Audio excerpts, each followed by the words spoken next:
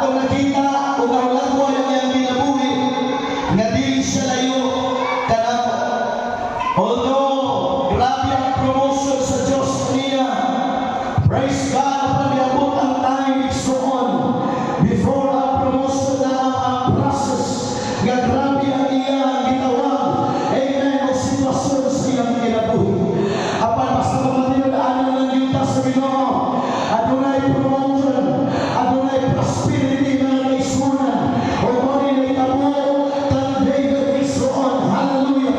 O siya lamang sa Timong Biblia. Amen. Ang naniling ang title, A Man After God's Own Heart. Dili na na pwedeng mailog diri sa kisa. Amen. Dagang manasuon sa Ginoo sa unang panahon. Apan nakaiba si David igsoon. Adunay, hallelujah, mga sulat niya. Nga imong makita igsoon nga grabe yun. Ang iyang pagila sa Ginoo. Tagal sa mga salmo nga sulat. Nga nagdahil siya sa Ginoo. Ako makita ang iyang sulat. 7 times a day. Though I praise thee because of thy loving kindness. Nakapito ka lang may suunan. Si David, nagdahil sa Ginoo. Kada anyaw, pito kayo yun. Umayon pa si David. At midnight, I will arise to give thanks unto thy name. Amen. Sa mga gabi, bumangon siya. Dili sa pagpagiging, kundi sa pagpasalamat sa ating buhay ng Diyos. Dagan pa mga sulat si David nga makayon ka. Dili basta-basta ang iyang mga pagsimbang pagdaig. Pero mamaya ang istutan na dili na natapos. When he committed sins, wala kay mabasa sa Bible nga gibati sa Diyos na muskan ang gawa sa wala ko advertise sa sala. Hello? But I am just telling you the truth. Si Moses tingin sa Diyos, pero bago siya nahimo ang naisunan ng propeta, bago niya tingay ang Israelites, pagkanto sa yutang saan, nahimo siya ng mga tao. Everybody say amen. Praise God. Bisan pa imong study ang Biblia, halos tanan adunay kasaypanan o kasibiyatan. Apan sa panahon sa ilang kasaypanan, wa sila midagan gikan sa Dios, kundi midagan sila mas karoon sa Ginoo. Yaman niya ang Biblia, let us come therefore unto the throne of grace, that we obtain mercy and find grace in times of need. Pero sa mga kailangan sa kalooban sa Diyos, sa nagawa tayo kasalanan, ano na tayo kalapasan, tiyak ako mas minahalan ay kalooban sa Ginoo. So tiyak ikaw ang lubisin na kahayan sa iyong kasalapa, iyong magpaslay, sa iyong makahayas. Sa iyong makasalaka, iyong pagkalitan sa simbahan. So tiyak sa iyong makasalaka, mas kumaloon sa iyo. Lord, I am a sinner. Lord, forgive me. I need your grace right now. Pagpapalihin pa natin ang Panginoon. Salamat sa kanyang pagpapala. Salamat sa kanyang habag.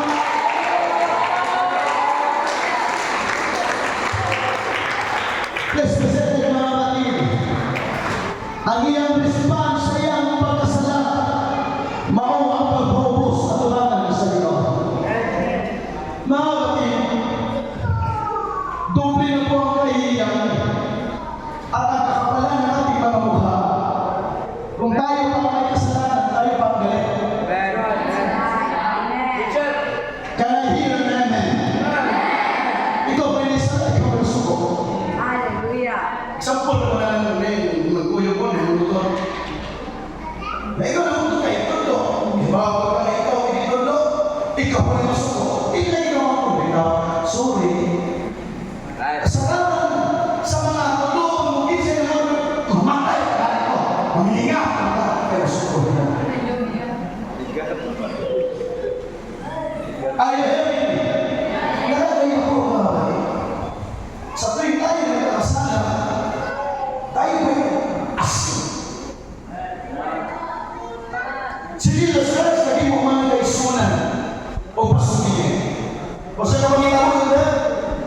Amen? Di ba? Kaya nagbuhat nila po.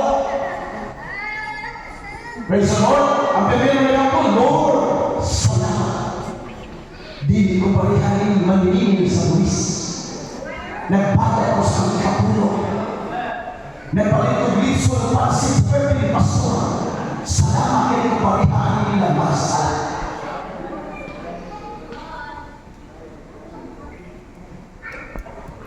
Pero ano nakikita mo sa Jesus Christ? Ang manilingin sa buwis. Tingnan dito, halos di makahangat mga kaisunod. Pero yung naduko, nagpamukpok sila kasing-kasing. Ginoo, pasayo ako o sa ako ka makasasala. Insay kitagad sa Ginoo, ang makaramdang nervoso mo, kundi ang makasasala mo po sa ako. Come on, hallelujah! Pinapapapakit mo ko ito, pinapapakasala, pinapapakasala, pinapapakasala, ay ang paliwan pagpapos sa iyo kagalingan. That's the key for forgiveness. Paubos lang sa iyo kagalingan. Kaya Diyos na nakakuha sa iyo mga sala. Wala po hands sa Lord. Come on, in the Holy Ghost. Salamat sa Diyos. Hallelujah. Kaya mo ba sa iyo sa ako mga sala. Amen. At ito na po ang nangyari Kristo sa mga kapatid. Praise God. Hallelujah. Nung pumunta doon si Prophet God, sinabi ni God, amen, inutusan ni David si Joab. Praise God. Hallelujah. Nang bilangin ang mga sundalo ng Israel. Praise God from Beersheba to Dan. Amen. Ang sabi doon, nung nabilang ng mga kapatid, hundreds of thousands ang mga soldiers na nabilang. Praise God, siguro sa isip ni David, dumating sa kanyang kaisipan. Hallelujah, malakas ang ating kabayan. Amen, mas pinapalakas kami ng Panginoon. Wala nang makaanalo sa amin. Pero ang sabi doon mga kapatid, nagkaroon siya ng konsensya. Praise God, hallelujah. Ang ina-admit niya na nagkasama siya sa Panginoon. Amen, ako na yung apo na nagkasama siya sa Panginoon. Pumunta si Prophet God, sinabi ni God, David, pinili ko ito. Tatlong bagay ang consequences. Amen, dahil sa iyong kasalanan. Pumili ka. Amen. Kailangan mo malaman ngayon para ihatid ko sa Panginoon kung ano yung pipiliin mo. At ang sabi ni David, dapat papunta kami sa kamay ng Panginoon. Hayaan mo, Prophet God, na ang kamay ng Panginoon ang siyang mag-judge. I don't want anybody to judge me. I want God to judge me. I don't want anybody and somebody to judge my wrongdoing. But I want God to judge me. Ako po, kapag ang Diyos ang siya nag-judge sa iyo. Marami po ang habag, ang awa ng Panginoon. At alam natin mga kapatid, hallelujah, na magalit ang Panginoon, minsan may galit siya. Pero mas maawa pa rin. Amen, yung kanyang habag, yung kanyang awa, yes. Magalit ang Panginoon. Hallelujah, minsan napupong ang Panginoon. Pero mas marami pa rin po ang kanyang habag at awa sa ating mga dito tayo natapos ng Saturday. Praise God, hallelujah. May tindugan ng hell. Dito na po yung mga kaisunan sa kanilang araw na. Hindi na nabibigyan ngayon. Praise God, ay umap mo sa iyo. 70,000 isuon sa usalang kapakyaw sa kabos ng hell. Praise God, wala na hirap-hirap mga batigo na espada o naman ang gamit ng hell. Amen, ang sabi doon, tinaas ka ng anghel na kanyang kamay. Amen, hallelujah. At 7,000 ang namatay sa Israel. At si David mga batitong iyong amen, mga nalas yung story. Nandun siya nakatingin sa anghel. Posible na batid, wala man sa Bible. Pero kung hindi po, sana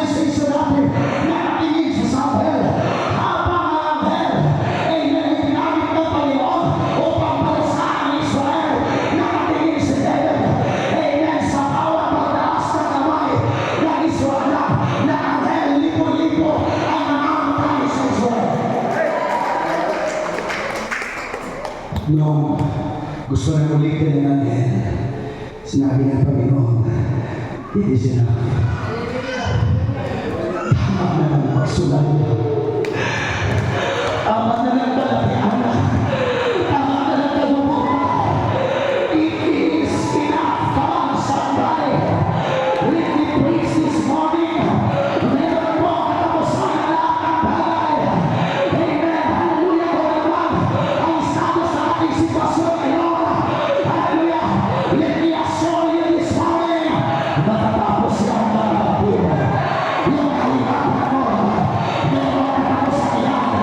Amen. Ano man ang iyong nararamdaman. Ano man ang iyong pinagbihan. Meron na hangganan mga kapatid. Sinabi ni David, sinabi mo ang tama namin. Sinabi ni David, Lord, kami maraming pagkakasala.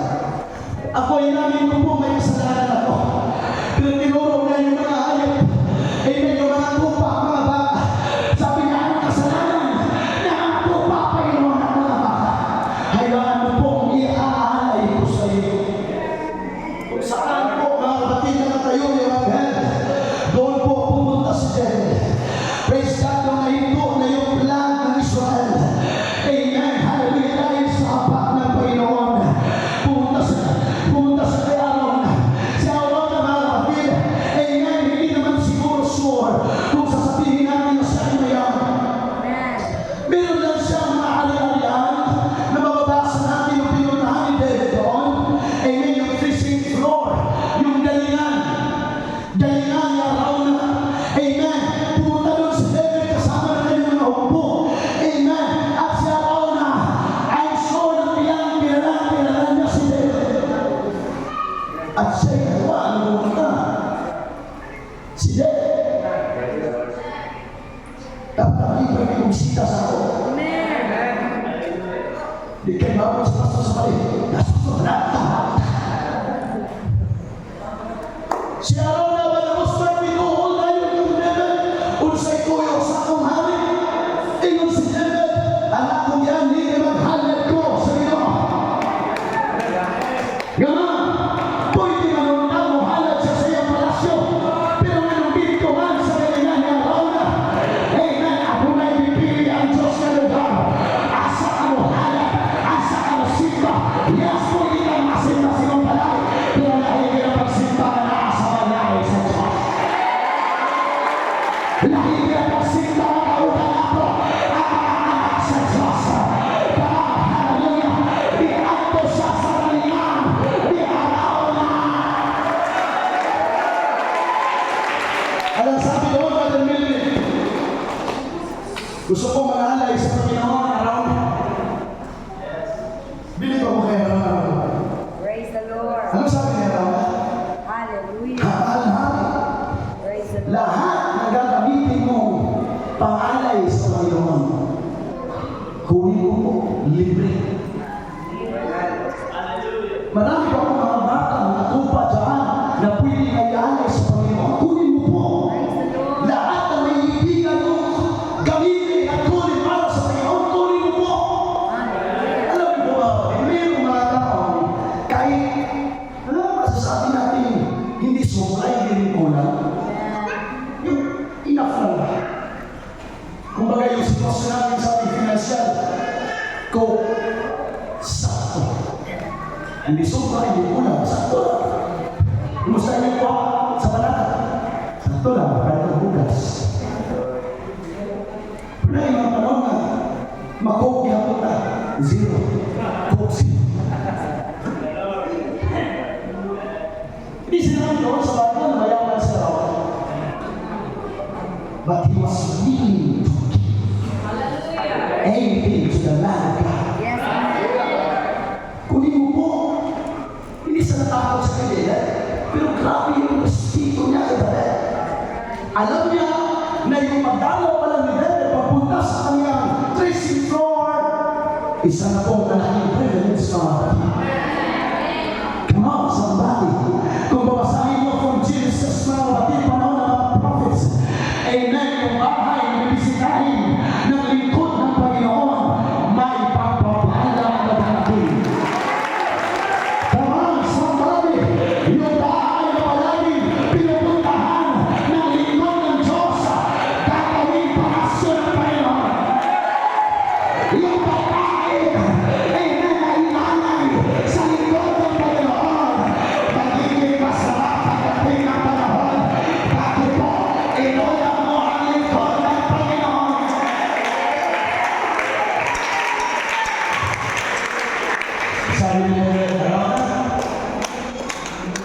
Na-appreciate ko yung offer mo. But I will not give anything to God that costs me nothing. Every sacrifice or sacrifices that cost nothing, worth nothing. Are you hearing me?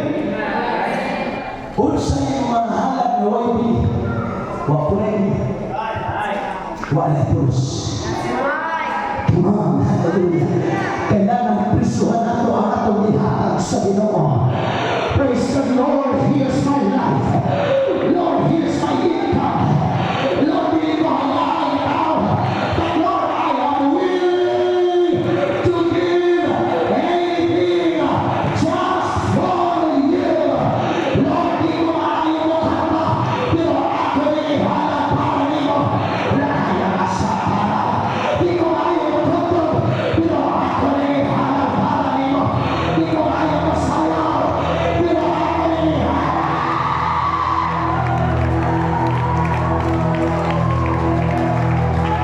Listen to me very closely. True sacrifice involves loss. True sacrifice involves loss. Listen, sacrifice requires a personal, often painful investment. Whether it be of money, time, talents, or relationships. As a matter of fact, sacrifice and love, mga kapatid. Hindi po yan katatawag na tutong alay o sakripisyo o buhay-buwa. Ako dito roon para mas masaktan. We are living now in this generation. Nga mga tao na mindset sila mga lakad, panahon lang kung nasa spare time.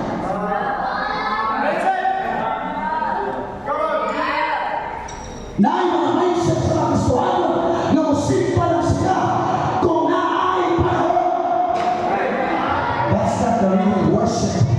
The real worship, Lord, dapat mo isip ko pero maling pa ko. Lord, dapat ako Kristohano pero kung ako ko, nohakal ko, that's the real sacrifice. Hallelujah. Ang tinawag na sakripisyo, ako may sino. Ang tinawag na sakripisyo, ako may mahalo. Ang tinawag na magsira, ako may kapangao. Ang tinawag na magsira, ako ang magsatama.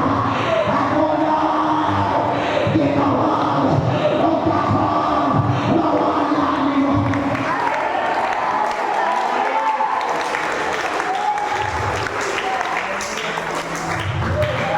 Kailangan mo layuan mo. Because of the service to God. One of the testimony. Doon ang bright na tao. Estudyante. Puyo sa buntot. Kini estudyante na naisunan. Manikamot isang kaisunan. Pero ayaw ang sikunahon niya ang paglalakad sa Diyos. Listen to me very closely. This is a true story. Finally, some years, kinikawahan ang estudyante na anak siya na matag-step nginasa ko ako mga siya pastor. Please pray for me. Na ako'y plano, please, na ako'y itong lugar na ako buksa. Maukinaan na niya. Nga naman, nahiguma sila sa pangalan sa Diyos. Pag finally sa, ang pastor mo yung testimony, doon siya di pastor. Diba, pastor na natin ito yun. Masabi ko yun, tapo ulit. Na aming finally sa.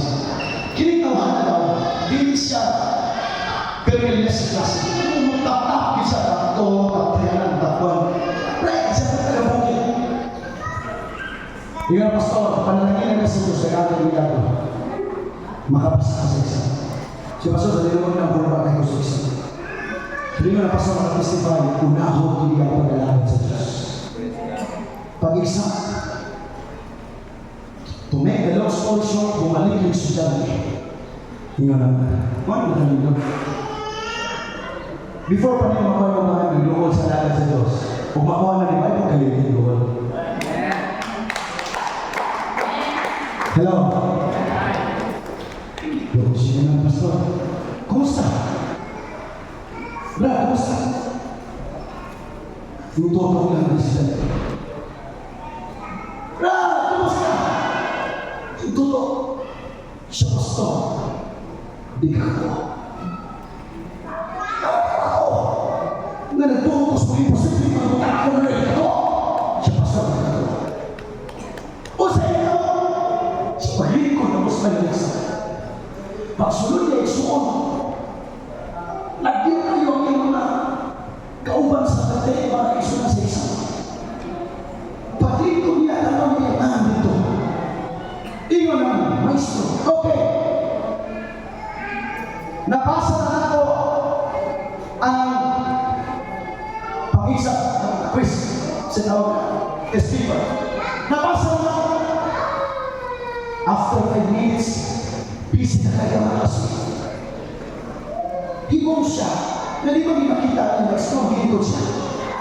Nabasa na ako ang Selena for 30 minutes. Pag 5 minutes, busy na ito sa gusto. Pagka 10 minutes mo siya, sir, huwag man naging speaker. Siya ka na yung gato ba, computer na, nasaya na ako na tanang inyong isamanan. Yung problema, di bisa ito sa pag-isip. Ang iya nakita, ang kita pag-ibulong, ang isulang kita, bukid na. Pagkapila kami na ko, sir, I have a problem. Huwag sa kanto, hindi sa kao. Nindo lang, may sa problema. Isa kanina na yung computer, sige kita-kita. Isa okay lang, apa ni asikaso. Distansya sa kamay. Pag-biscuit sa pizza. Ini-oy na rin, I don't know kung saan ni ako ang pasawa sa kabalo kung sino ito. Pag-biscuit, ni kawas sa festival na ang name, ang answer ka ng buhay. God is the God of miracles. Come on. Di ba makakaliyo?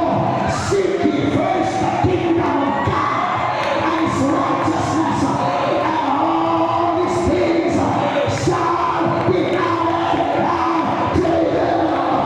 Now, estudyante, unahan ang Diyos. Nanuhante, unahan ang Diyos. Nanegosante, unahan ang Diyos. Kaya kanatalaan, ikatutuhan.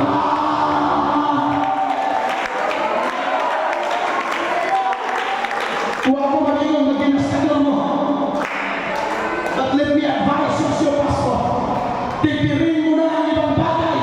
Huwag lang gawain ang Panginoon.